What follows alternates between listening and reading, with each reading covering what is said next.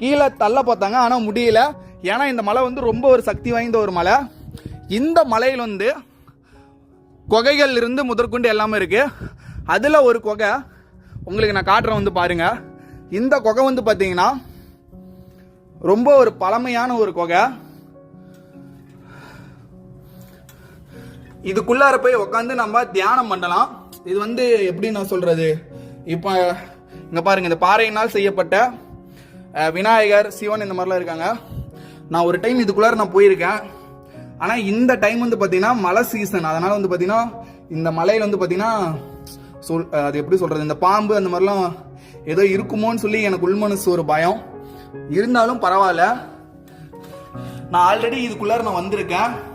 ஏன்னா இங்க இருக்கிற அவ்வளோ பெரிய பாறை கடவுள் சக்தியால மட்டும்தான் இருக்கு. ஸோ இதுக்குள்ளார